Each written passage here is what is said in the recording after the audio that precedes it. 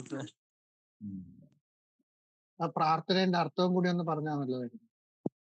അത് നമ്മള് ക്ലാസ്സിൽ പറഞ്ഞായിരുന്നല്ലോ. അതായത് ഫസ്റ്റ് ക്ലാസ്സിൽ പറഞ്ഞിട്ടുണ്ട്. അതൊന്നുകൂടെ പറഞ്ഞാൽ അതൊരു ഇതാവില്ലേ?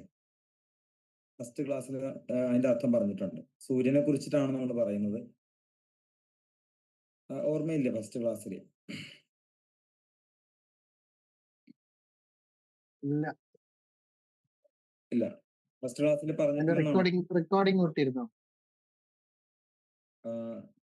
ഹലോ, ഹലോ, വന്നിട്ടുണ്ട്. ആ ക്ലാസ് വന്നിട്ടുണ്ട്. റിപ്പീറ്റേഷൻ ആയി പോയി. റെക്കോർഡിംഗ് ഉണ്ട് അല്ലേ? എന്നാ അത് മതി. അത് എടുത്തോളാം. Okay, thank you. ഒരു ജ്യോത്സ്യൻ എല്ലാ ദിവസവും ജപിക്കേണ്ട ഒരു മന്ത്രമാണ്. ഹോരയിലുള്ളതാണ്, പറഞ്ഞിട്ടുള്ളതാണ്, എല്ലാവർക്കും അറിയാവുന്നതാണ്. ഏതോ ഒരാൾ ഇന്നലെ ഒരു ചോദ്യം ചോദിച്ചിട്ട് ഞാൻ മറുപടി എനിക്ക് പറയാൻ പറ്റില്ല. ആ ചോദ്യം ഒന്ന് കൂടെ ചോദിക്കാവോ? പഞ്ചഗവ്യം. പഞ്ചഗവ്യാണോ ചോദിച്ചത്? ഓക്കെ. പഞ്ചഗവ്യം എന്ന് പറഞ്ഞാല് പശുവിന്റെ 5 സാധനങ്ങളാണ് പഞ്ചഗവ്യം എന്ന് പറഞ്ഞാൽ. പലപ്പോഴും ഈ ഗോമാതാവ് എന്നൊക്കെ പറയുമ്പോൾ ഈ ബീഫ് കഴിക്കുന്നവരും ബീഫ് കഴിക്കാത്തവരും തമ്മിലുള്ള ഒരു ഫൈറ്റാണ് നമ്മൾ കാണാറ്, അല്ലേ? ശരിക്കും പറഞ്ഞാല് പഞ്ചഗവ്യത്തെ കുറിച്ച് അറിയുമ്പോൾ ആദ്യം തന്നെ പശു എന്താണെന്ന് അറിയണം. ഗോദാനം എന്നൊക്കെ നമ്മൾ കേട്ടിട്ടുണ്ട്. ബ്രാഹ്മണദാനം, ഗോദാനം, ഈ 2 കാര്യങ്ങളെ കുറിച്ച് ആദ്യം അറിഞ്ഞിട്ട് വേണം പശു എന്താണെന്ന് അറിയാൻ. അതിനുശേഷം പഞ്ചഗവ്യത്തിലേക്ക് കടക്കണം. ഈ ബ്രാഹ്മണദാനം, ഗോദാനം എന്നിവ നമ്മള് ബ്രാഹ്മണർക്ക് കൊടുക്കുന്നതാണ്. ഈ ബ്രാഹ്മണർ എന്ന് പറയുമ്പോൾ പ്രത്യേക ഒരു ജാതി അങ്ങനെ ഒരു കൺസെപ്റ്റ് അല്ല. ബ്രാഹ്മണൻ എന്ന് പറയുന്നത് ബ്രഹ്മത്വം സിദ്ധിച്ചവനാണ്. ദക്ഷിണ വാങ്ങിക്കാൻ അർഹതയുള്ളവരാണ് ബ്രാഹ്മണർ. എല്ലാരും ഓക്കെ അല്ലേ? ഈ ദക്ഷിണ വാങ്ങിക്കാൻ അർഹതയുള്ളവര്. ദക്ഷിണ വാങ്ങിക്കുമ്പോ ഇപ്പൊ നമ്മൾ ദക്ഷിണയാണെന്നും പറഞ്ഞ് നമ്മൾ വാങ്ങിക്കുകയാണ്, അല്ലേ? ഒരാൾ ജ്യോതിഷം നോക്കുമ്പോ ഞാൻ ദക്ഷിണ വാങ്ങിക്കുന്നു. ദക്ഷിണ വാങ്ങിക്കുന്നു എന്ന് പറയുന്നത് ഒട്ടും നിസ്സാരമായൊരു സംഗതിയല്ല.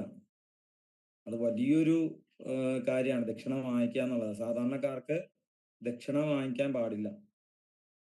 നമ്മൾ കൂലി വാങ്ങിക്കാം, ജോലി എടുത്തതിന് കൂലി വാങ്ങിക്കാം. പക്ഷെ ദക്ഷിണ വാങ്ങിക്കുമ്പോൾ നമ്മൾ ജോലി എടുക്കുന്നത് പോലെ കൂലി വാങ്ങിക്കുന്നത് പോലെയല്ല. അതിന് ഒരുപാട് കടമ്പകളുണ്ട്. അതായത് ഒരാളുടെ ദക്ഷിണ നമ്മൾ വാങ്ങിക്കുമ്പോൾ ആ ദക്ഷിണ അയാളുടെ ദുരിതവും കൂടിയാണ് നമ്മളിലേക്ക് വരുന്നത്. അത് കത്തിച്ചു കളയാനുള്ള കഴിവുള്ളവർ മാത്രമേ ദക്ഷിണ വാങ്ങിക്കാൻ പാടുള്ളൂ. ദഹിപ്പിച്ചു കളയണം. അതായത് അങ്ങനെയുള്ളവരാണ് ബ്രാഹ്മണര്. ബ്രാഹ്മണർക്ക് ദക്ഷിണ കൊടുക്കുമ്പോൾ ഇപ്പോഴത്തെ പുരോഗമനവാദികള് ഭയങ്കര കുറ്റപ്പെടുത്തലുകളൊക്കെയാണ്. ഈ ബ്രാഹ്മണർ എന്ന് പറയുന്നത് പ്രത്യേകിച്ച് ജാതിയൊന്നുമല്ല. ബ്രഹ്മത്തെ സിദ്ധിച്ചവനാണ് ബ്രാഹ്മണർ, അല്ലെങ്കിൽ ബ്രഹ്മത്തെ അറിയുവാൻ ശ്രമിക്കുന്നവരൊക്കെ ബ്രാഹ്മണരാണ്.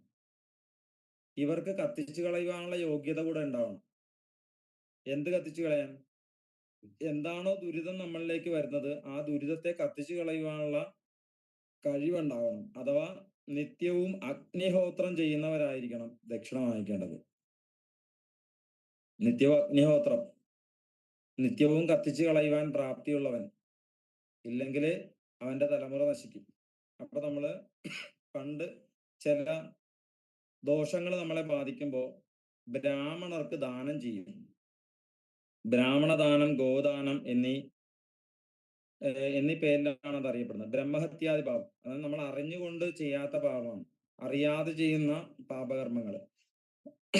അറിയാതെ ചെയ്യുന്ന പാപകർമ്മങ്ങൾ എങ്ങനെയാണ് വരുന്നതെന്ന് ചോദിച്ചാൽ, ഇപ്പോ നടക്കുമ്പോഴും ഇരിക്കുമ്പോഴും വെള്ളം കോരുമ്പോഴും പാത്രം കഴുകുമ്പോഴും മുറ്റമടിക്കുമ്പോഴും ഒക്കെ അനേക ജീവജാലങ്ങളെ നമ്മൾ കൊന്നുകളയുന്നുണ്ട്.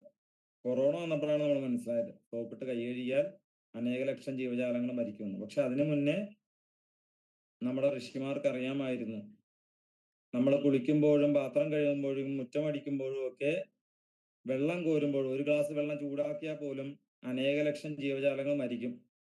അത് സ്ത്രീകളാണ് ഏറ്റവും കൂടുതൽ ബ്രഹ്മഹത്യാദി പാപം ചെയ്യുന്നത്, അറിയാതെ ചെയ്യുന്ന പാപകർമ്മം. ഇപ്പൊ ഒരു കൊതുക് വന്ന് കടിക്കുന്നു, അതിന്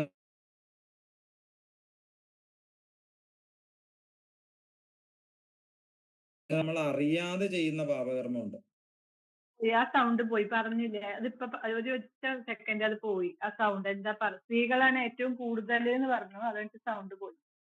ഓക്കെ. സ്ത്രീകളാണ് ഏറ്റവും കൂടുതൽ പാപകർമ്മം ചെയ്യുന്നത്. എന്നുവെച്ചാൽ നമ്മളാണല്ലോ വീട്ടിലെ കാര്യങ്ങളെല്ലാം നോക്കുന്നത്. ഒരു ഗ്ലാസ് വെള്ളം ചൂടാക്കിയാലും ആ വെള്ളത്തില് അനേക ലക്ഷം ജീവജാലങ്ങൾ വെന്ത് മരിക്കുന്നുണ്ട്, ഇല്ലേ? ഒരു സാമ്പാർ വെക്കുന്നു, സാമ്പാർ വെച്ചാൽ എന്തോരം ജീവജാലങ്ങളാണ് ആ പച്ചക്കറിയിലൊക്കെ ഉള്ളത്. അതിലൊക്കെ വെന്ത് മരിക്കുന്നുണ്ട് അനേക ലക്ഷം ജീവജാലങ്ങൾ. ചില ആൾക്കാര് ഞാൻ വെജിറ്റേറിയൻ ആണ്, ഞാൻ ജീവികളെ കൊല്ലുന്നില്ല. നമ്മളിപ്പോ പയറ് വേവിക്കുന്ന വിചാരിക്കുക, എന്തോരം പയറിന്റെ അല്ലേ ആ മുള പൊട്ടി ആ പയറ് ജീവനെയല്ലേ നമ്മൾ വേവിച്ച് കളയുന്നത്.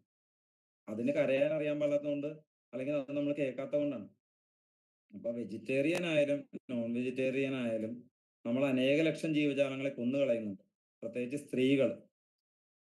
അപ്പോ ഈ സ്ത്രീകൾക്ക് അതിന് പറയുന്ന പേര് ബ്രഹ്മഹത്യാദി പാപം എന്നാണ്, അല്ലേ? ബ്രഹ്മഹത്യാദി പാപം.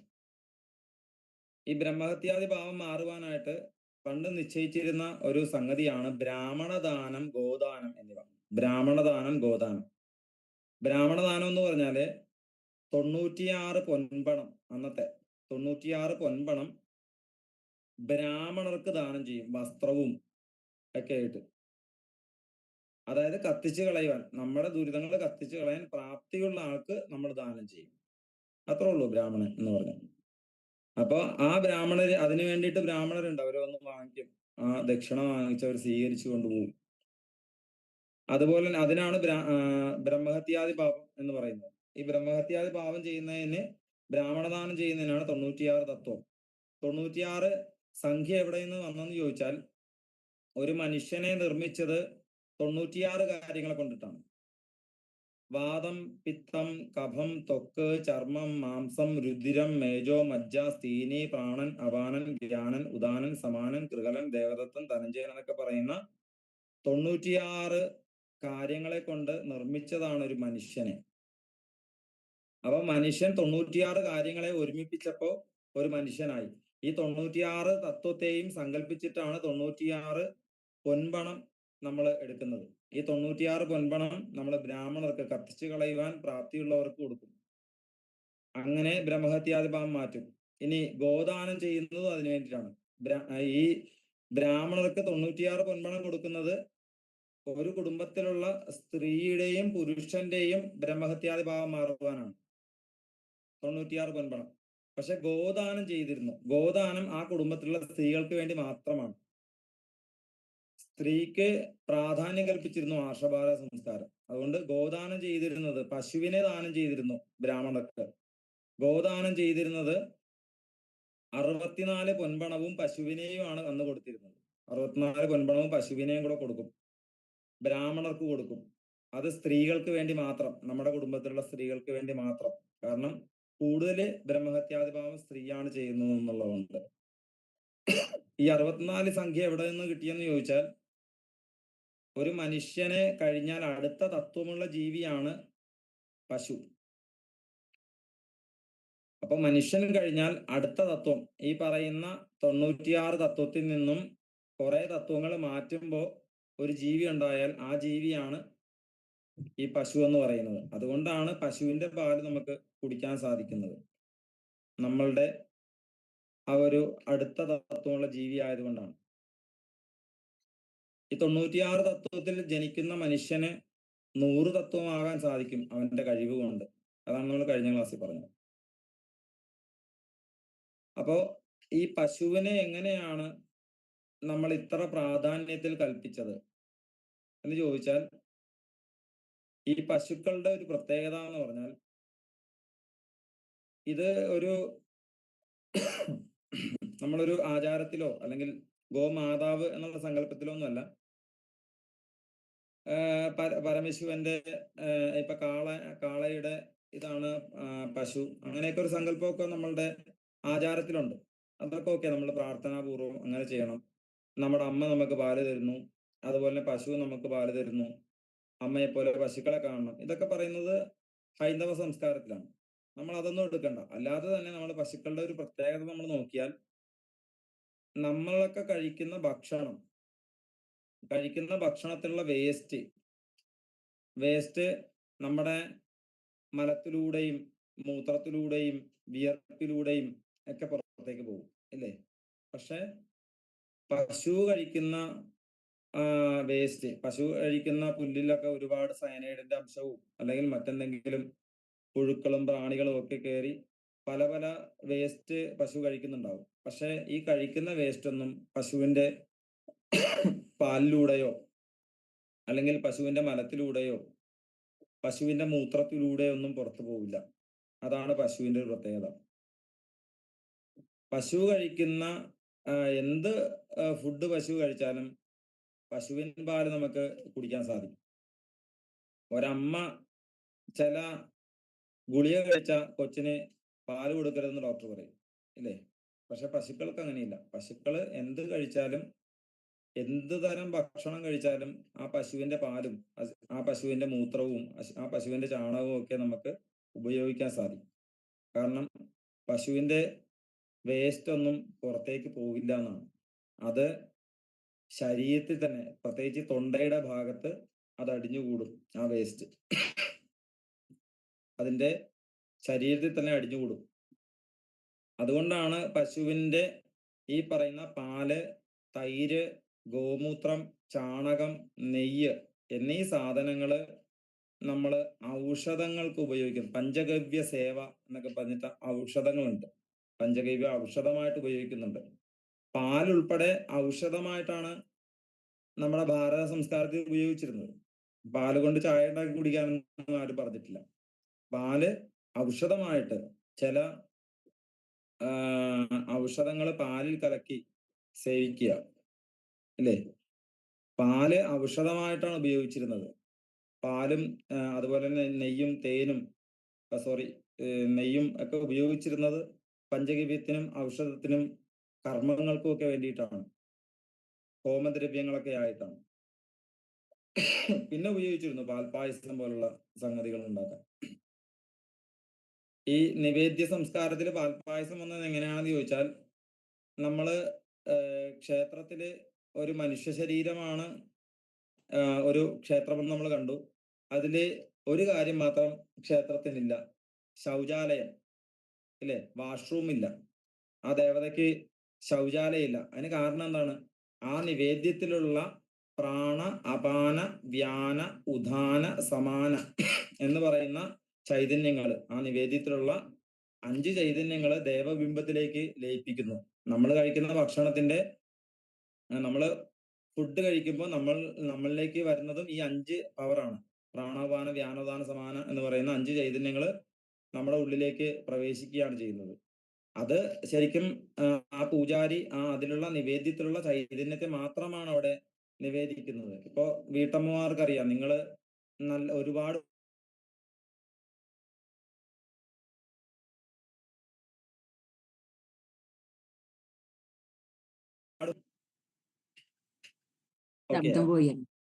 അത് കോള് വരുന്നതുകൊണ്ടാണ്. ഒരുപാട് നമ്മൾ ഫുഡ് ഉണ്ടാക്കുന്ന സമയത്ത്, നമ്മുടെ വീട്ടിൽ ഒരുപാട് ഫുഡ് ഉണ്ടാക്കുമ്പോൾ ആ ഫുഡിന്റെ മുമ്പിൽ ഇരിക്കുന്ന നമുക്ക്, ഉണ്ടാക്കുന്ന ആൾക്ക് ഒരിക്കലും വിശപ്പുണ്ടാവില്ല. കാരണം ഈ ഫുഡ് ഉണ്ടാക്കുമ്പോൾ ഈ ഫുഡിലുള്ള പ്രാണാപാന, വ്യാനോദാന, സമാന ശക്തികൾ നമ്മുടെ ശരീരത്തിലേക്ക് പ്രവേശിക്കും. ശ്വാസത്തിലൂടെ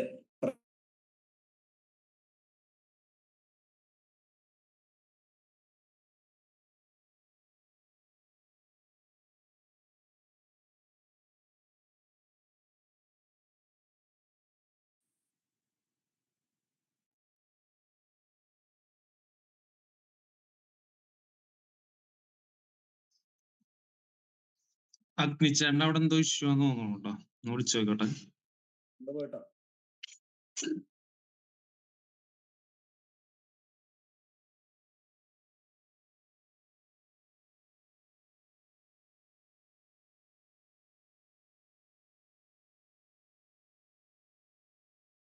കറണ്ട് പോയിട്ടാട്ടോ, കറണ്ട് പോയി. ഇവിടെ കേൾക്കാൻ പറ്റുന്നുണ്ടോ? പറ്റുന്നുണ്ട്. ഓക്കെ. അപ്പോ ഈ പ്രാണാപാന, വ്യാനോദാന ശക്തികൾ നമ്മളിലേക്ക് പ്രവേശിക്കുമ്പോഴാണ് നമുക്ക് ഫുഡ് കഴിക്കാൻ പറ്റാതെ കഴിക്കാൻ വിശപ്പ് തോന്നാത്തത്. ഓക്കെ, നമ്മൾ എന്ത് പറഞ്ഞപ്പോഴത് പറഞ്ഞ ഒന്ന് പറയാമോ?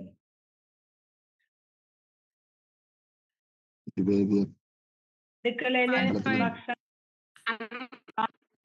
കാര്യം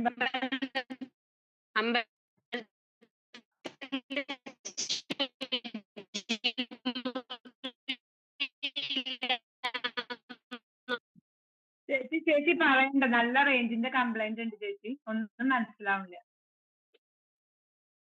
സുമ ചേച്ചി പറയും. അതാ പറഞ്ഞത് എന്താ അറിയോ, ബാത്റൂമിനെ കുറിച്ച് പറഞ്ഞു. വാഷ്റൂമിന്റെ ഇതിനും ക്ഷേത്രത്തില് അതിന് മുന്നേ ഒരു കാര്യം പറഞ്ഞല്ലോ, കിച്ചണില്. അല്ല, പാൽപായസം ക്ഷേത്രത്തില് നിവേദ്യം കൊടുക്കാൻ വരാനുള്ള കാരണം എന്താണ്? ഓക്കെ. അപ്പൊ ഈ പാൽപായസം ഉണ്ടാക്കുന്ന എന്തിനാണെന്ന് ചോദിച്ചാൽ, പാൽപായസത്തില് ഈ പ്രാണശക്തികൾ കൂടുതലാണ്, അത് ഔഷധമാണ്. മനസ്സിലായോ? ആ പാൽപായസത്തില് പ്രാണശക്തി കൂടുതലായതുകൊണ്ട് ആ ക്ഷേത്ര ചൈതന്യത്തിലേക്ക്, ആ ക്ഷേത്രബിംബത്തിലേക്ക് ഈ പ്രാണാപാന വ്യാനോദാന ശക്തികൾ ലയിപ്പിക്കാൻ പാൽപായസത്തിന് വളരെ സിമ്പിളായിട്ട് സാധിക്കും. അതുകൊണ്ടാണ് പാൽ നിവേദ്യങ്ങളൊക്കെ പെട്ടെന്ന് എനർജി ഉള്ളത്. മനസ്സിലായി? എനർജി ആയിട്ട് നമുക്ക് അവിടെ ഉപയോഗിക്കാൻ പറ്റും. അതാണ് പാൽപായസം നിവേദ്യമായിട്ട് മാറിയത്, ഭക്ഷിക്കാനായിട്ട് മാറിയത്. അപ്പോ ഈ പാലുൾപ്പെടെ എല്ലാം ഔഷധമായിട്ടാണ് ഉപയോഗിച്ചിരുന്നത്. അപ്പൊ പഞ്ചഗവ്യം എന്ന് പറയുന്നത് പലപ്പോഴും ഔഷധം തന്നെയാണ്. പക്ഷെ ഈ ദേവബിംബം ശുദ്ധീകരിക്കുവാനും നമ്മളുടെ ഗൃഹം ശുദ്ധീകരിക്കുവാനും ഒക്കെ ഈ പഞ്ചഗവ്യം ഉപയോഗിച്ചിരുന്നു. അതിന് അനുപാതമുണ്ട്.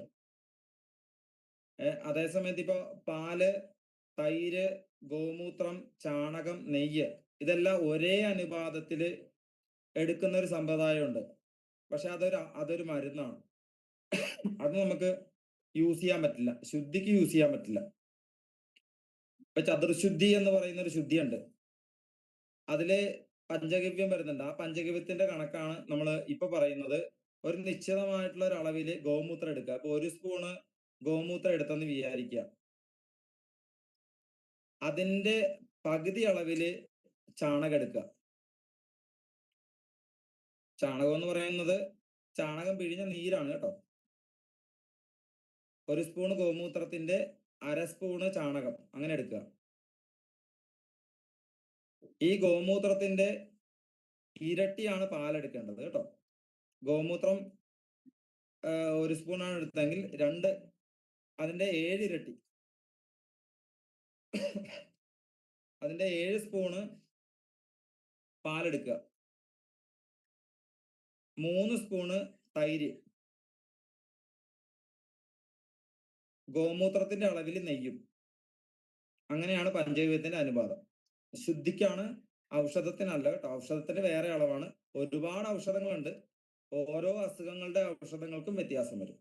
നമ്മള് ക്ഷേത്രത്തിന്റെ കാര്യം മാത്രമാണ് നമ്മളിവിടെ പറയുന്നത്. ക്ഷേത്രശുദ്ധിയും ശുദ്ധിക്രിയക്ക് വേണ്ടി ഉപയോഗിക്കുന്ന ആണ് നമ്മൾ പറഞ്ഞത്. ഒന്നുകൂടെ പറയണോ? വേണ്ടല്ലോ. അപ്പൊ ഇങ്ങനെയാണ് നമ്മൾ പഞ്ചഗവ്യം എടുക്കുന്നത്. ലാസ്റ്റ് പറഞ്ഞ് 3 സ്പൂൺ തൈര് കഴിഞ്ഞിട്ട്, അതായത് 1 സ്പൂണ് നമ്മള് ഗോമൂത്രം എടുത്താൽ 1/2 സ്പൂണ് ചാണകം എടുക്കുക. ഗോമൂത്രത്തിന്റെ 7 ഇരട്ടി, അതായത് 1 സ്പൂണ് ഗോമൂത്രത്തിൽ 7 ഇരട്ടി പാല്, 7 സ്പൂണ് പാല്, 3 സ്പൂണ് തൈര്, 1 സ്പൂണ് തന്നെ നെയ്യ്.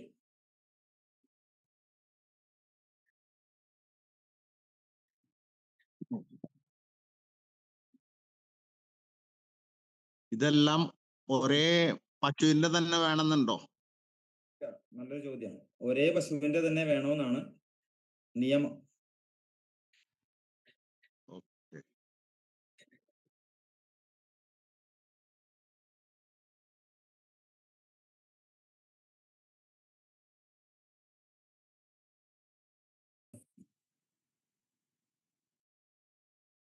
ഒരു ക്ഷേത്രത്തിൽ നമ്മളൊന്ന് പോയി തൊഴുന്ന ഒരു സംവിധാനം ഒന്ന് അതും കൂടെ പറഞ്ഞിട്ട് സംശയത്തിലേക്ക് കടക്കാം, അല്ലെ? അതല്ലേ നല്ലത്? നമ്മൾ എപ്പോഴും ചെയ്യേണ്ടത് നമ്മളുടെ വീടിന്റെ അടുത്തുള്ള ക്ഷേത്രത്തിൽ തന്നെയാണ് പോകേണ്ടത്. അതും വീട്ടിൽ നിന്ന് തന്നെ നഗ്നപാതരായിട്ട് പോകണമെന്നാണ് കേട്ടോ. അത് ഏറ്റവും ഉത്തമമായ സമയം എപ്പോഴാണോ നട തുറക്കുന്നത് ആ സമയത്ത്. ഇപ്പൊ വെളുപ്പിനെ, എന്തുകൊണ്ടാണ് വെളുപ്പിനെ നമ്മള് ക്ഷേത്രത്തിൽ പോകണമെന്ന് പറയുന്നതിനൊരു കാരണമുണ്ട്. ഈ ക്ഷേത്ര ദേവതയുടെ കണ്ണ് എന്ന് പറയുന്നതാണ് വിളക്ക്, വെളിച്ചം ഇല്ലേ? നമ്മള് രാത്രി നമ്മൾ കണ്ണടച്ച് കിടന്നുറങ്ങുകയാണ് എന്ന് വിചാരിക്കുക.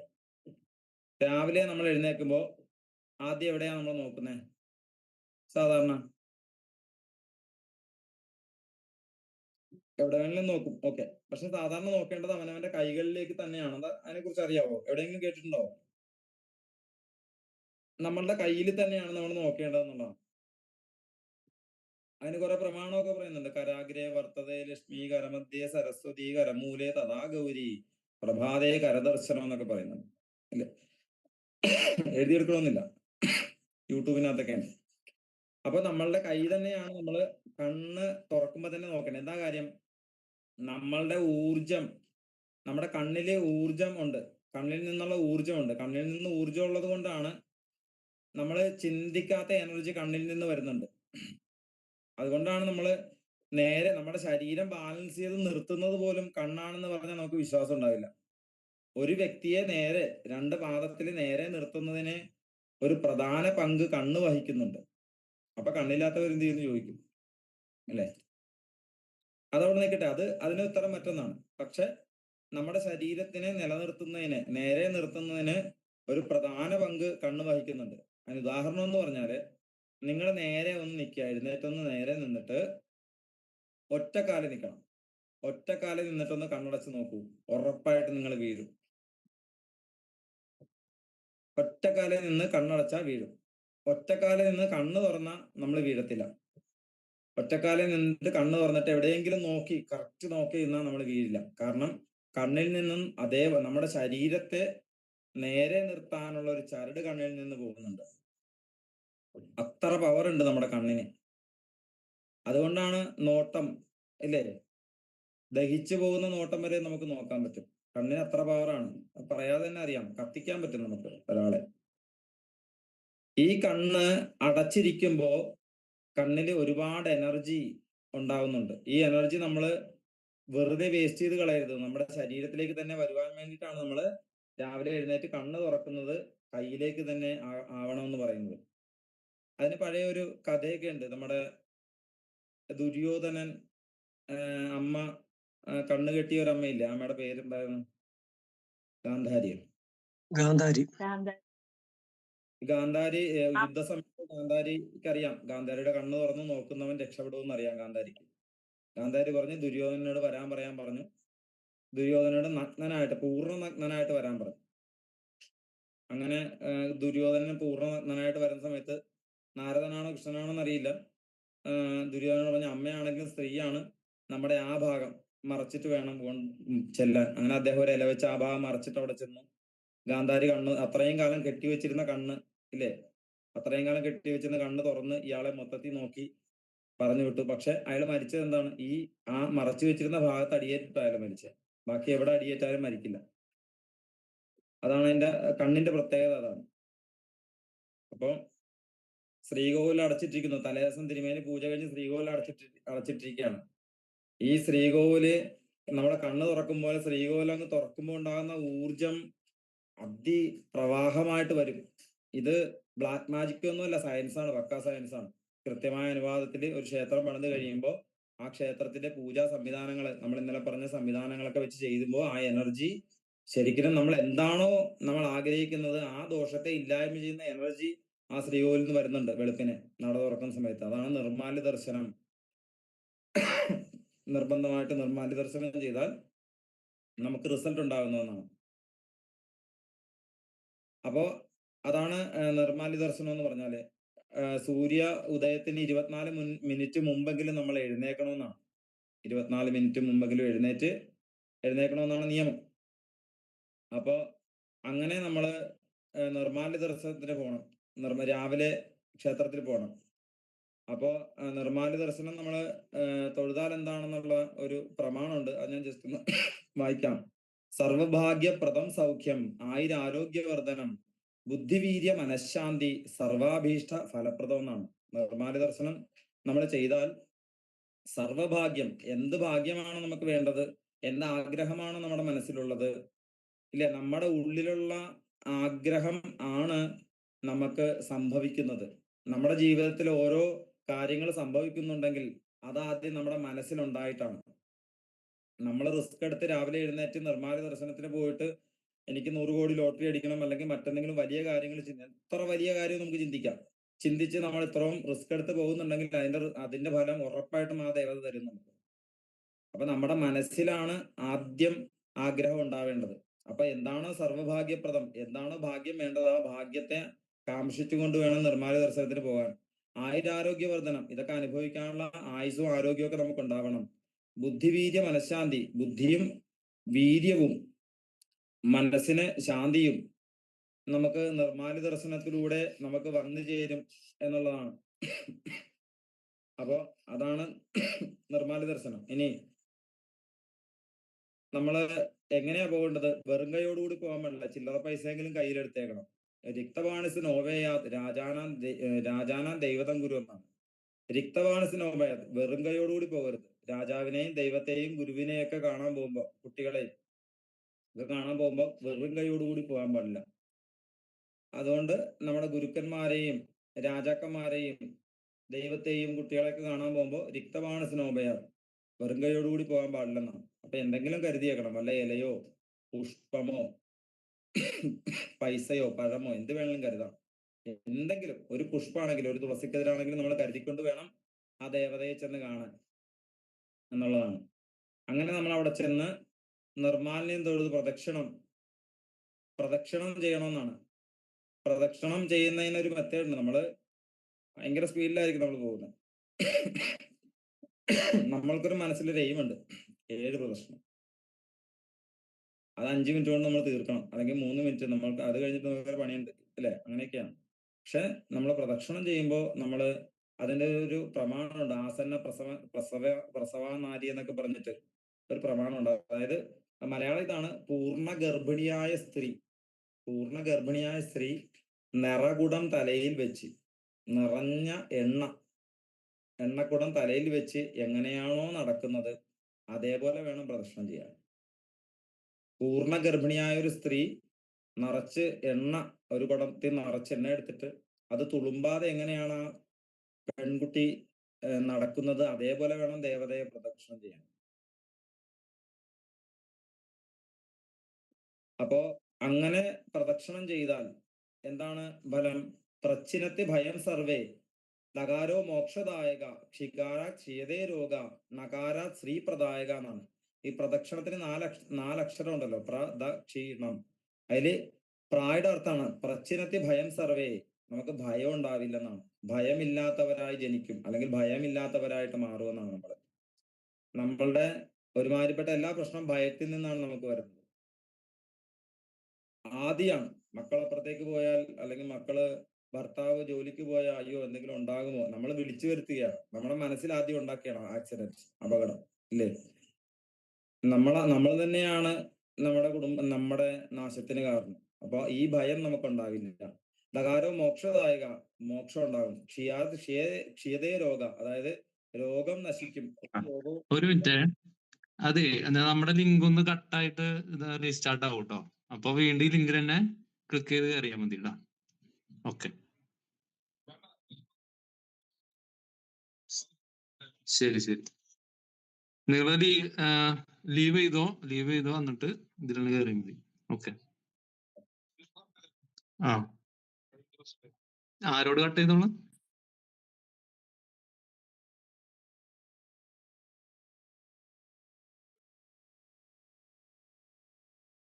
മൂലതോ ബ്രഹ്മരൂപായ, മധ്യതോ വിഷ്ണുരൂപിണെ, അഗ്രത ശിവരൂപായ, വൃക്ഷരാജായ നമാണ്. അതായത് ബ്രഹ്മ വിഷ്ണു മഹേശ്വരന്മാര് ഈ പറയുന്ന വൃക്ഷത്തിലുണ്ടെന്നാണ്, ഈ ആൽവൃക്ഷത്തിലുണ്ടെന്നാണ്.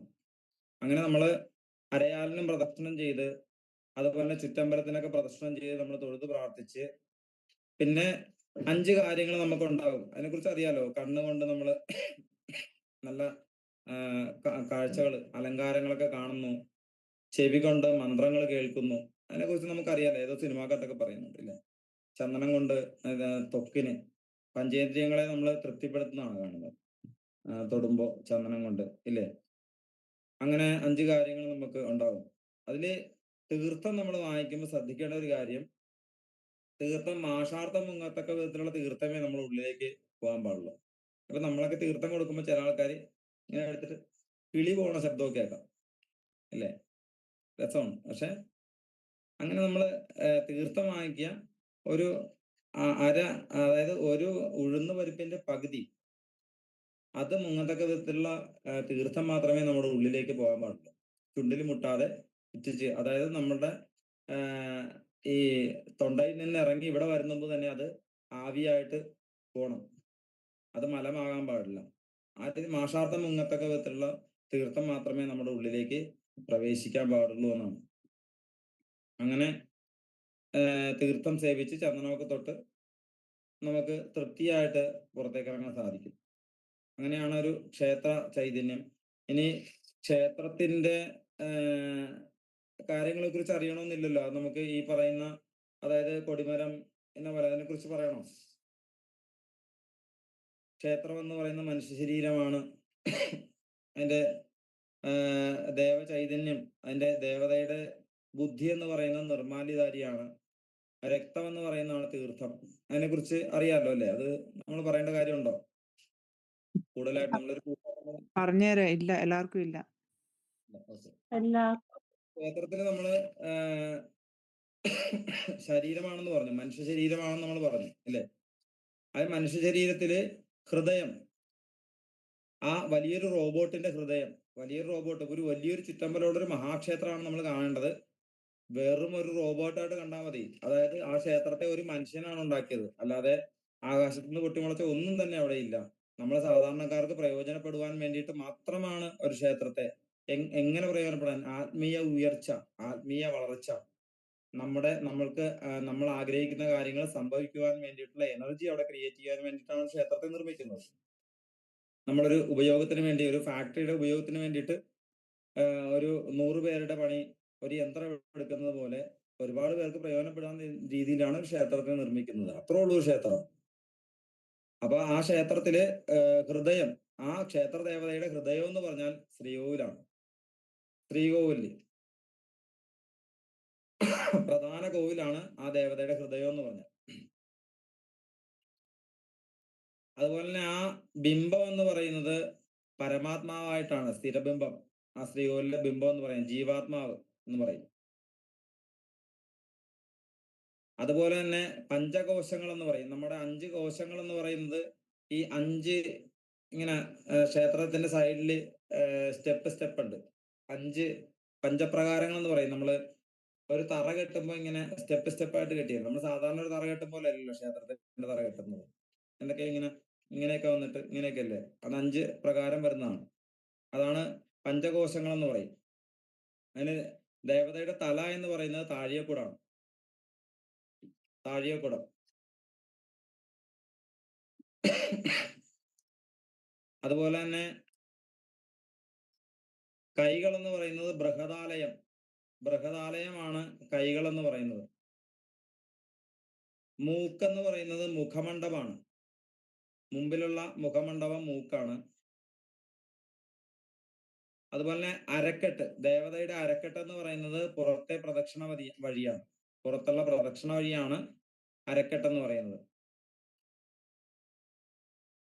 ചെവികൾ എന്ന് പറയുന്നത് മുഖയാമം. നമ്മള് ബലിക്കല്ല് എന്ന് പറയുന്നത് കൈകാൽ വിരലുകളാണ്.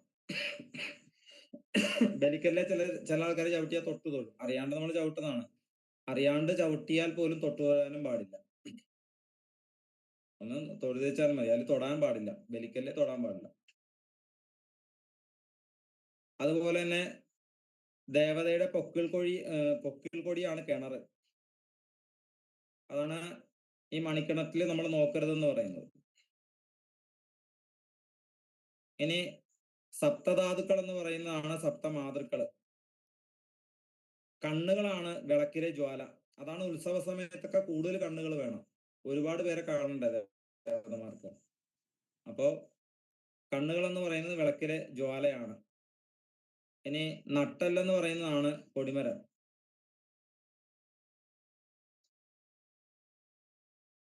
നമ്മുടെ നട്ടലിന്റെ ഉള്ളില് ഇടാപിങ്കള എന്ന് പറയുന്ന ഒരു നാഡിയുണ്ട്. സുഷുമ്ന നാഡിയുടെ ഉള്ളില് ഇടാപിങ്കള നാഡി, അതിന്റെ ഉള്ളിൽ ഒരു സർപ്പം ഇങ്ങനെ കിടപ്പുണ്ട്. എന്താണ് കുണ്ടലിനി അല്ലെ, കുണ്ടലിനി എന്നൊക്കെ പറയും. ഈ കുണ്ടലിനിയാണ് ഈ അല്ലെ, അതാണ് ഈ കൊടിമരം. ഈ കൊടിക്കൂറ. ഇടാപിങ്കള നാഡിയാണ് ആ കയറ്, 2 കയറില്ലേ, അതിൽ നമ്മൾ സഹസ്രാരോമത്തിലേക്ക് വലിച്ചുയർത്തുമ്പോഴാണ് ഉത്സവം ഉണ്ടാകുന്നത്. പിന്നെ ഈ അസ്ഥികളാണ് കഴുക്കോല്, തൂണുകളൊക്കെ അസ്ഥികളാണ്. നവദ്വാരങ്ങളാണ് കവാടങ്ങള്, ക്ഷേത്രത്തിന്റെ കവാടം. ആ ദേവതയുടെ മാറിടം എന്ന് പറയുന്നത് തിടപ്പള്ളിയാണ്.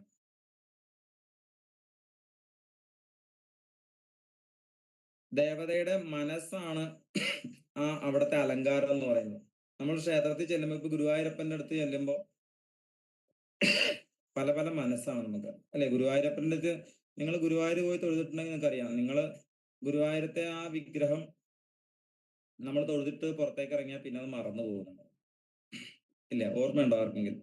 നമ്മൾ പടത്തെ കാണുന്നത് മാത്രമേ ഓർമ്മയുണ്ടാവൂ ഇല്ലേ? പടത്തിൽ കാണുന്നത് ഓർമ്മയുണ്ട്, അല്ലാതെ നമ്മൾ പോയി തൊഴുതൊന്നും ഓർമ്മയുണ്ടാവില്ല. തൊഴുന്നത് അപ്പൊ കാണുന്നു, പുറത്തേക്ക് ഇറങ്ങുന്നു, അപ്പൊ തന്നെ മറന്നു പോകും. അതെന്താണ് അത്ഭുതം എന്നറിയില്ല. ഞാൻ പലതവണ ആലോചിച്ചിട്ടുള്ളതാണ്. ദേവതയുടെ മനസ്സാണ് ആ ബിംബത്തിൽ കാണുന്നത്. അപ്പൊ എന്താണ് ഗുരുവായൂരപ്പൻ മനസ്സിൽ കൊണ്ട് വിചാരിക്കുന്നത് അറിയില്ല. അപ്പൊ നമ്മള് വിചാരിക്കേണ്ടത് ഈ പറയുന്ന പോലെ ഒരു കഴിവുള്ളവൻ റോബോട്ടിനെ നിർമ്മിച്ചാൽ ഒരു മനുഷ്യനായിട്ട് പ്രവർത്തിക്കും. ഏതോ കഴിവുള്ളവൻ ഉണ്ടാക്കിയതാണ് അതൊക്കെ. മനസ്സിലായോ? അപ്പൊ അതങ്ങനെ. ഇനി അതില് വേറെയും കുറച്ച് കാര്യങ്ങളുണ്ട്. ബുദ്ധി, നിർമാല്യധാരിയാണ് ബുദ്ധി. അത് പൂജാ സംവിധാനത്തിൽ വരുന്നതാണ്. അതുപോലെ രക്തം എന്ന് പറയുന്ന തീർത്ഥമാണ്. അതുപോലെ അഷ്ടബന്ധം. അഷ്ടബന്ധം എന്ന് പറഞ്ഞാൽ വിഗ്രഹം ഉറപ്പിക്കുന്ന സാധനം, അതാണ് മാംസം.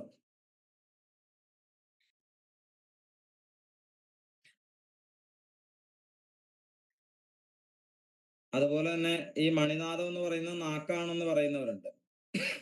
മണി ദേവതയുടെ നാക്കാണെന്ന്. പക്ഷെ യഥാർത്ഥത്തിൽ ഇച്ഛാശക്തിയാണ് കേട്ടോ. ദേവതയുടെ ഇച്ഛാശക്തി കാണിക്കുന്നത് മണിനാഥത്തിലാണ് കേട്ടോ.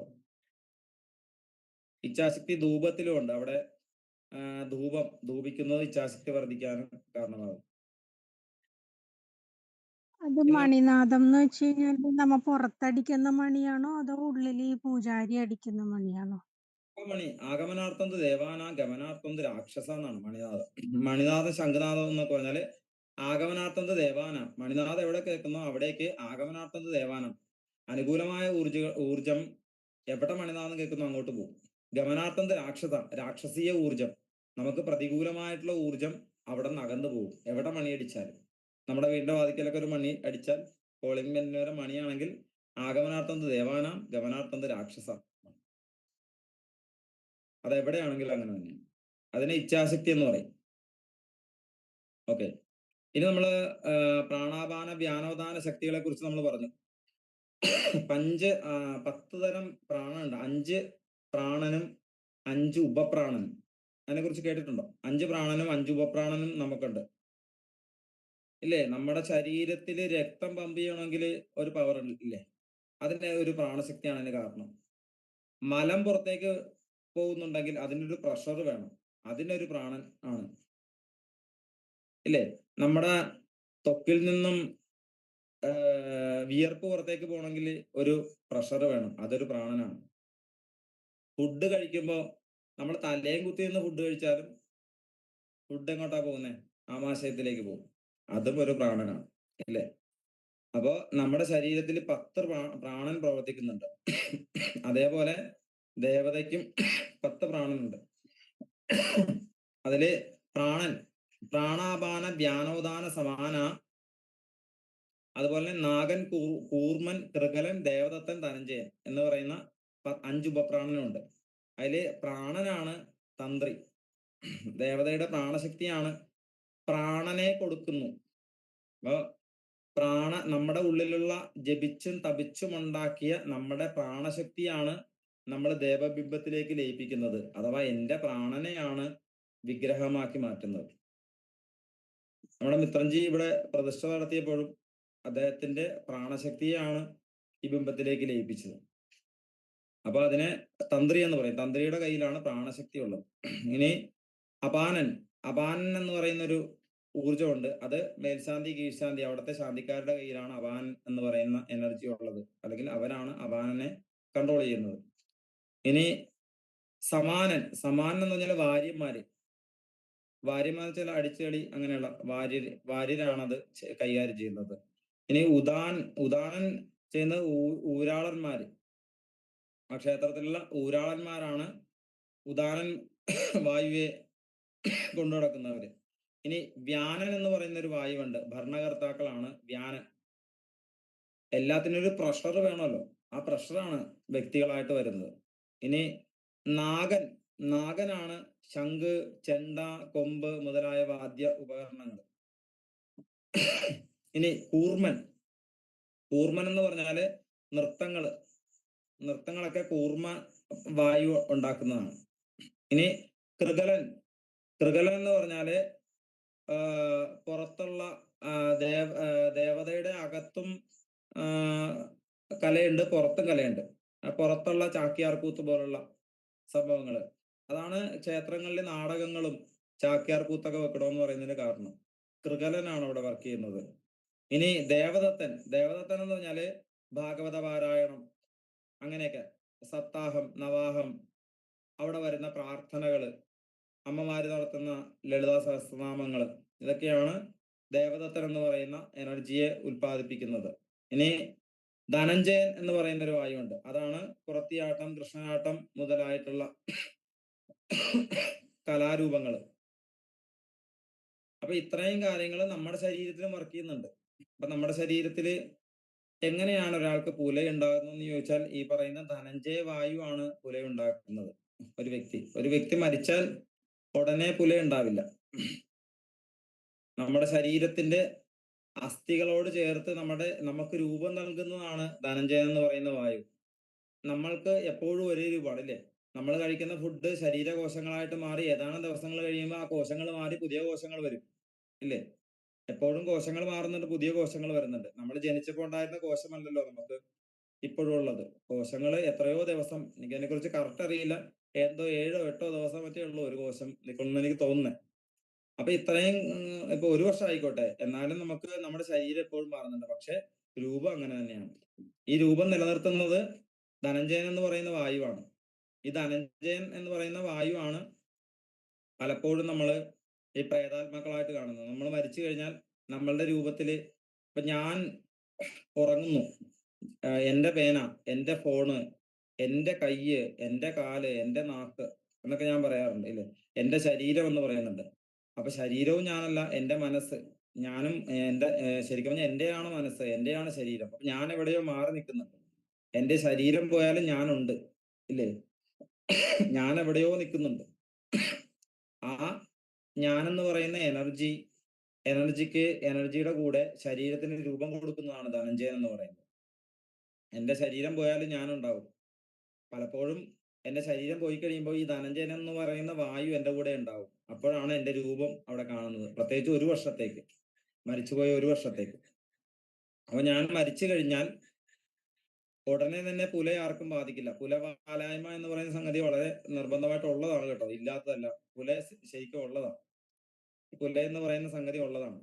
അതെങ്ങനെയാ? ഞാൻ മരിച്ചു കഴിഞ്ഞാൽ ദഹിപ്പിക്കുന്നെന്ന് വിചാരിക്കുക, കത്തിക്കുകയാണ്. കത്തിച്ചു കഴിഞ്ഞാൽ ഈ കത്തിക്കുന്ന സ്ഥലത്ത് നിങ്ങൾ നിന്നിട്ടുണ്ടെങ്കിൽ നിങ്ങൾക്ക് അറിയാൻ പറ്റും, കത്തി കുറെ കഴിയുമ്പോഴത്തേക്കും പൊട്ടിത്തെറിക്കും. ചിതയുടെ പറ്റി നമ്മൾ നിൽക്കരുതെന്ന് പറയും. കാരണം എല്ലാം കൂടെ ചേർന്നിട്ട് ഒരു ഗോളാകൃതിയിലായിട്ട് ഇതങ്ങ് പൊട്ടിത്തെറിക്കും. പൊട്ടിത്തെറിക്കുന്ന ആ സമയത്താണ് പുല ബാധിക്കുന്നത്. ആ സമയത്താണ് ഈ ധനഞ്ജയ വായുവെ പോലുള്ള വായുക്കള് പൊട്ടിത്തെറിച്ച് രക്തബന്ധങ്ങളിലേക്ക് ചെന്ന് പതിക്കും. അപ്പോഴാണ് പുല ബാധിക്കുന്നത്, നമ്മളെ പുല ബാധിക്കുന്നത്. ആ എനർജിയിൽ നിന്നുകൊണ്ട് നമ്മൾ ഒരിക്കലും ഒരു ക്ഷേത്രത്തിന്റെ ഇതുപോലുള്ള മനുഷ്യര് നിർമ്മിച്ച റോബോട്ട് എന്നുള്ള സംവിധാനം അവരൊരു നിയമം ഉണ്ടാക്കി വെച്ചിട്ടുണ്ട്. ഞാനൊരു റോബോട്ട് ഉണ്ടാക്കിയിട്ടുണ്ടെങ്കിൽ അത് ഇന്ന സമയത്ത് ചാർജ് ചെയ്യണം, ഇന്ന സാധനങ്ങൾ അതിന്മേൽ തൊടിയിക്കാൻ പാടില്ല, മഴവെള്ളം കൊള്ളിക്കാൻ പാടില്ല, ഞാൻ ഒരു നിയമം ഉണ്ടാക്കി വെച്ചിട്ടുണ്ട്. ആ നിയമത്തിന്റെ ഭാഗമാണ് ഋതുവായ സ്ത്രീകള് എന്റെ റോബോട്ടിന്റെ അടുത്ത് പ്രവേശിക്കാൻ പാടില്ല, പുലയുള്ളവർ വരാൻ പാടില്ലെന്ന, ചെരുപ്പിട്ട് കയറാൻ പാടില്ലെന്നൊക്കെ എഴുതി വെച്ചിട്ടുണ്ട്. അത് നമ്മൾ നിർബന്ധമായിട്ട് പാലിക്കണം, അല്ലെങ്കിൽ ആ റോബോട്ടിനാണ് കംപ്ലൈന്റ് ഉണ്ടാകുന്നത്. മനസ്സിലായോ? അങ്ങനെയാണ് നമ്മൾ ചിന്തിക്കേണ്ടത്. പലർക്കും ഇത് ദഹിക്കത്തില്ല, എന്റെ ഗുരുവായൂരപ്പനെ കുറ്റം പറഞ്ഞെന്നൊക്കെ ചിന്തിക്കും. പക്ഷെ തീർച്ചയായിട്ടും ഇതാണ് അതിന്റെ സംഗതി. അത് ഒരു എനർജി ആയിട്ട് മനുഷ്യരെക്കാൾ പവർഫുൾ ആയിട്ട് ഒരു ഊർജമായിട്ട് മാറുകയാണ് അവിടെ ചെയ്യുന്നത്. അപ്പൊ ഇതിനെ നമ്മൾ അതിൻ്റെതായ നിയമ സംവിധാനത്തിൽ നമ്മൾ അതിനെ റെസ്പെക്ട് ചെയ്യണം, ബഹുമാനിക്കണം. അപ്പൊ ഈ ധനഞ്ജയൻ എന്ന് പറയുന്ന വായു പൊട്ടുമ്പോഴാണ് നമ്മുടെ ശരീരത്തിൽ പ്രവേശിക്കുകയും അത് പുലയായിട്ട് നമുക്ക് മാറുകയും ചെയ്യുന്നത്. ധനഞ്ജയനെ പോലുള്ള വായുക്കൾ, ഈ 10 വായുക്കളുണ്ട്. 5 പ്രാണവായുക്കളും 5 ഉപപ്രാണവായുക്കളും ഉണ്ട്. ഇതാണ് പുലയായിട്ട് നമ്മളെ ബാധിക്കുന്നത്. സാറേ, പുല എത്ര ദിവസം വരെ നമ്മൾ നോക്കണം? പലയിടത്തും പല രീതിയിൽ പറയുന്നുണ്ടല്ലോ.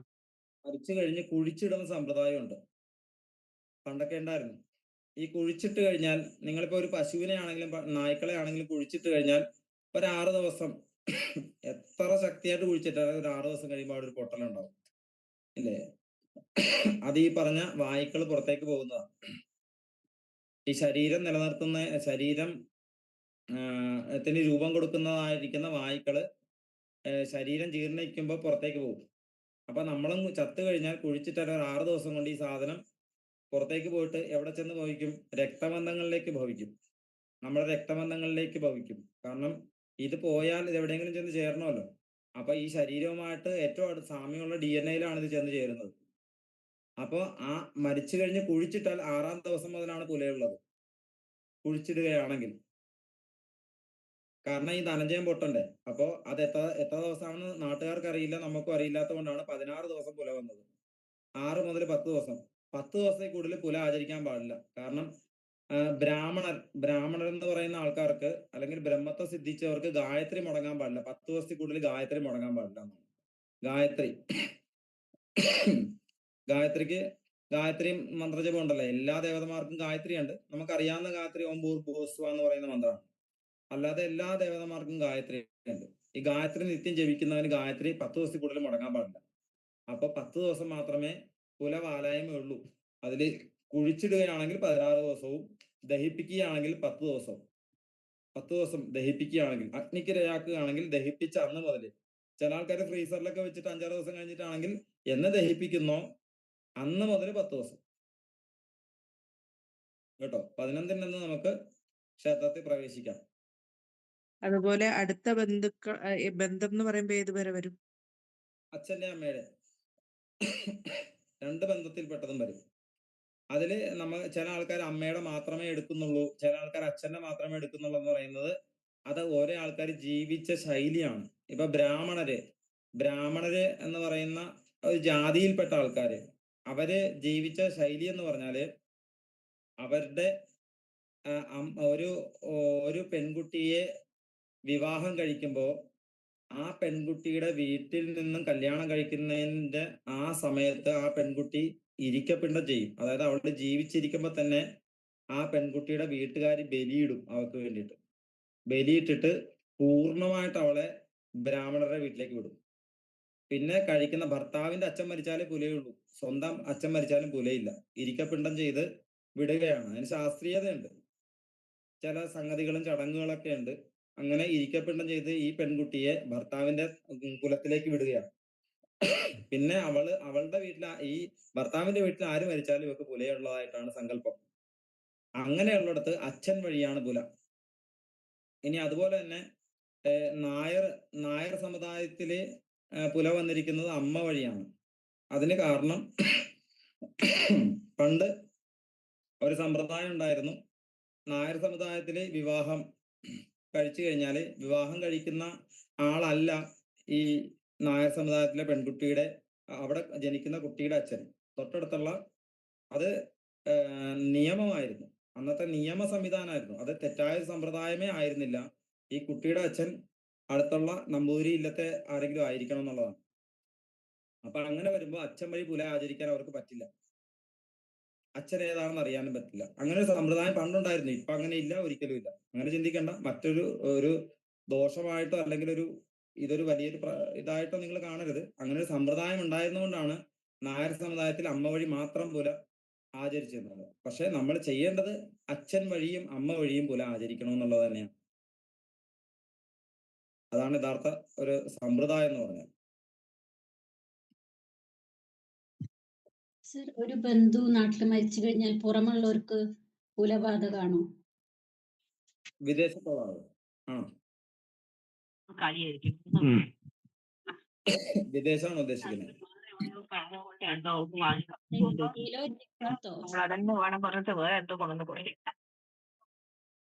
ഒന്നുകൂടെ വ്യക്തമാക്കാവോ? എനിക്കൊന്ന് മനസ്സിലായി. നമ്മൾ ബോംബെയിലോ രാജ്യങ്ങളിലോ ആണെങ്കിൽ അത് കുലപാതകമാണോ? തീർച്ചയായിട്ടും കുലപാതകമാണ്. നമ്മൾ എപ്പോഴാണോ അദ്ദേഹം മരിച്ചത് അറിയുന്നത്, അറിയുന്ന സമയത്ത് അത് ബാധിക്കും.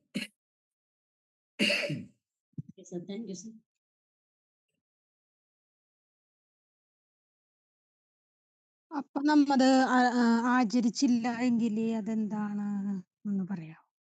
പുല ആചരിച്ചില്ലെങ്കിൽ, അതായത് നമ്മളിപ്പോ ഒരു പുല ആചരിച്ചില്ലെങ്കിലുള്ള പ്രശ്നം എന്ന് പറഞ്ഞാല് നമ്മൾക്ക് പാരമ്പര്യ ഷുഗർ ഉണ്ട്, ഇല്ലേ? പാരമ്പര്യ ഷുഗർ ഉള്ള ആൾക്കാരുണ്ടാവും, പാരമ്പര്യ പ്രഷർ ഉണ്ട്, പാരമ്പര്യ കൊളസ്ട്രോൾ ഉണ്ട്, പാരമ്പര്യ ക്യാൻസർ ഉണ്ട്, ഇല്ലേ? ഡോക്ടർമാർ പറഞ്ഞപ്പോൾ മാത്രമേ നമ്മൾ വിശ്വസിക്കുള്ളൂ. നിങ്ങളുടെ പൂർവികരിൽ നിന്ന് നിങ്ങൾക്ക് ഷുഗർ വന്നിട്ടുണ്ട്, നിങ്ങളുടെ പൂർവികരിൽ നിന്നും ക്യാൻസർ വന്നിട്ടുണ്ടെന്ന് ഡോക്ടർമാർ പറഞ്ഞാൽ നമ്മൾ വിശ്വസിക്കും. അതേസമയത്ത് പിതൃഘടകം എന്ന് പറഞ്ഞാൽ നമുക്ക് വിശ്വാസം ഉണ്ടാവില്ല, ഇല്ലേ? കുറച്ചുകൂടെ വ്യക്തമാക്കി പറഞ്ഞാൽ ഡി എൻ എ എന്ന് പറഞ്ഞാൽ നമുക്ക് വിശ്വാസമാണ്. അതേസമയത്ത് പിതൃഘടം, പിതൃബലി, കുല, വാലായ്മ, ആചരണം ഇതൊക്കെ പറഞ്ഞാൽ നമുക്ക് വിശ്വാസമാകില്ല എന്നുള്ളതാണ്. അതായത് നമ്മളുടെ പൂർവികരിൽ നിന്നും ക്യാൻസറും ഷുഗറും പ്രഷറും മാത്രമല്ല നമുക്കുള്ളത്, പൂർവികരിൽ നിന്നും എല്ലാം നമുക്കുണ്ടാവും. നമ്മളുടെ മുടി എങ്ങനെ വളരണമെന്ന് തീരുമാനിക്കുന്നത് നമ്മുടെ പൂർവികരുടെ ഡി എൻ എ ആണ്, ഇല്ലേ? നമ്മുടെ നഖം എങ്ങനെ വളരണമെന്ന് തീരുമാനിക്കുന്നത് പൂർവികരാണ്, ഇല്ലേ? നമ്മളുടെ ചിരി, അവൻ അമ്മൂമ്മയുടെ ചിരിയാണ്, ഇല്ലേ? അമ്മൂമ്മയുടെ ചിരിക്കുന്നത് പോലും. അപ്പൊ ഞാനൊക്കെ പണ്ട് ഒരു തോർത്ത് കൊടുത്തിട്ട് അതിന്റെ പുറത്തൊരു മുണ്ടെടുത്ത് നടക്കുമായിരുന്നു. എന്റെ അപ്പൂപ്പന്റെ അച്ഛൻ അങ്ങനെയായിരുന്നു എന്നാ പറയുന്നത്, ഞാൻ കണ്ടിട്ടില്ല. അപ്പൊ നമ്മളുടെ രീതികൾ പോലും പലപ്പോഴും നമ്മുടെ പൂർവികരിൽ നിന്ന് വരുന്നതാണ്. അപ്പൊ എങ്ങനെയാണ് പൂർവികരിൽ നിന്ന് വരുന്നത്? അവര് ചെയ്ത പ്രവൃത്തിയാണ്. അപ്പൊ നമ്മൾ മനസ്സിലാക്കേണ്ടത് പൂർവികമായിട്ടുള്ള കാര്യങ്ങളെ നമ്മൾ സ്മരിക്കണം, ഓർക്കണം. പൂർവികരെ നമ്മൾ കൃത്യമായ രീതിയിൽ ആചരിക്കണമെന്ന് നമ്മുടെ കുട്ടികളോട് പറഞ്ഞ് മനസ്സിലാക്കേണ്ടതിന് ഒരു പ്രാധാന്യം കൂടെ ഉണ്ട്. നമ്മുടെ ഒരു 12 വയസ്സുള്ള, ഒരു 15 വയസ്സുള്ള കുഞ്ഞ് പറയുകയാണ്, ഞാൻ ഇഷ്ടമുള്ള പോലെ ജീവിക്കും, ഇഷ്ടമുള്ള ഭക്ഷണം കഴിക്കും, ഇഷ്ടമുള്ള രീതിയിൽ സംസാരിക്കും, ഇഷ്ടമുള്ള പോലെ പെരുമാറും, ഞാൻ മാത്രമേ അറിയുന്നുള്ളൂ, ഞാൻ ചത്ത അവിടെ വെച്ച് തീരും എന്ന്. ഒരിക്കലും അത് തീരില്ല. നമ്മൾ ചെയ്യുന്ന പ്രവൃത്തിയും നമ്മൾ ചെയ്യുന്ന സംസാരവും നമ്മുടെ രീതികളും ഒക്കെ തീർച്ചയായിട്ടും അടുത്ത തലമുറയിലേക്ക് നമ്മൾ ട്രാൻസ്ഫർ ചെയ്യുന്നുണ്ട്. എൻ്റെ അച്ഛന് 40 വയസ്സ് ഷുഗർ വന്നിട്ടുണ്ടെങ്കിൽ എനിക്കും ആ സമയത്ത് അത് സംഭവിച്ചേക്കാം. ഷുഗർ മാത്രമല്ല, എല്ലാം രീതികളും എല്ലാം. അപ്പൊ പൂർവികരിൽ നിന്നും നമുക്ക് തീർച്ചയായിട്ടും എല്ലാം നമ്മൾ മേടിക്കുന്നുണ്ട്. ഈ പൂർവികരിൽ നിന്നുള്ള അനുകൂലമല്ലാത്ത ഊർജത്തെ തടസ്സപ്പെടുത്തുവാൻ വേണ്ടിയിട്ടാണ് നമ്മൾ ഈ ആചരണങ്ങൾ പാലിക്കേണ്ടത്. ബലി ഉൾപ്പെടെ എല്ലാം പൂർവികരിൽ നിന്നുള്ള അനുകൂലമായ ഊർജത്തെ നമ്മൾ അടുത്ത തലമുറയിലേക്ക് കൊടുക്കുക. എന്തുകൊണ്ടാണ് ഈ പാരമ്പര്യ ഷുഗറും കൊളസ്ട്രോളും പ്രഷറും ഒക്കെ കൂടുതലായിട്ട് ഇപ്പൊ കാണുന്നത്? പണ്ട് ഇത് ഉണ്ടായിരുന്നില്ല. പാരമ്പര്യമായിട്ടുള്ള അസുഖങ്ങൾ കുറവായിരുന്നു. കാരണം കൃത്യമായിട്ടുള്ള ബലി സംവിധാനങ്ങളും കൃത്യമായിട്ടുള്ള ആചരണങ്ങളും പണ്ടുണ്ടായിരുന്നവർ ചെയ്തിരുന്നു. ഇപ്പോൾ ഉള്ളവരതൊന്നും ചെയ്യുന്നില്ല. എല്ലാവരും വിദേശത്തോ എവിടെയൊക്കെയാണ് അറിയുന്നില്ല, പറയുന്നില്ല. പക്ഷെ അപ്പൊ സംഭവിക്കുന്നതാണ്, പൂർവികമായിട്ടുള്ള അനുകൂലമല്ലാത്ത ഊർജത്തെ അടുത്ത തലമുറയിലേക്ക് ട്രാൻസ്ഫർ ആക്കപ്പെടുന്നുണ്ട്. ഒരാൾ മരിക്കുമ്പോൾ അയാൾ പിണ്ടനൂല് ദോഷത്തിൽ മരിച്ചു, വസുപഞ്ചകത്തിൽ മരിച്ചു എന്നൊക്കെ പറയുന്നത് അടുത്ത തലമുറയിലേക്ക് ഈ ദോഷം ട്രാൻസ്ഫർ ആയി എന്ന് ആണ് പറയുന്നത്, DNA അപ്പൊ അത് ബ്ലോക്ക് ചെയ്യാനുള്ള മാർഗങ്ങളും സംവിധാനങ്ങളും ഉണ്ട്. ഇപ്പൊ ഒരാള് നമ്മുടെ ജ്യോതിഷത്തിൽ തന്നെയുണ്ട്, ഒരാൾ മരിച്ച് കഴിഞ്ഞാൽ ആ മരിച്ച സമയത്ത് ലഗ്നാല് ഗുളികൻ എവിടെ നിൽക്കുന്നോ ആ ഗുളികൻ നിൽക്കുന്നതും ആ നിൽക്കുന്ന രാശിയൊക്കെ വെച്ചിട്ട് അയാൾ എങ്ങനെ മരിച്ചെന്ന് വരെ നമുക്ക് പറയാൻ സാധിക്കും. എങ്ങനെയാണ് അയാൾ മരിച്ചത്, അടുത്ത തലമുറയിലേക്ക് ഒരു വർഷത്തിനുള്ളിൽ ആ കുടുംബത്ത് ഇന്ന ഇന്ന രീതിയിൽ മരണങ്ങൾ ഉണ്ടാകുമെന്ന് കൃത്യമായിട്ട് നമ്മുടെ ജ്യോതിഷത്തിൽ പറയാനുള്ള സംവിധാനങ്ങളുണ്ട്. അയാൾ എങ്ങനെ മരിച്ചെന്ന് വരെ നമുക്ക് പറയാൻ സാധിക്കും. മരിച്ച സമയത്ത് അയാളുടെ ശരീരത്തിൽ എവിടെയൊക്കെയാണ് പൊട്ടലുകൾ ഉണ്ടായിരുന്നത്, ഏത് രീതിയിൽ മരിച്ചു എന്നൊക്കെ നമുക്ക് പറയാനുള്ള സംവിധാനങ്ങളുണ്ട്. ഈ സംവിധാനങ്ങൾ അടുത്ത തലമുറയിലേക്ക് ട്രാൻസ്ഫർ ആയെന്നും നമുക്ക് പറയാൻ സാധിക്കും. അതിനൊക്കെയാണ് ജ്യോതിഷത്തിന്റെ ഒരു പ്രാധാന്യം എന്ന് പറയുന്നത്.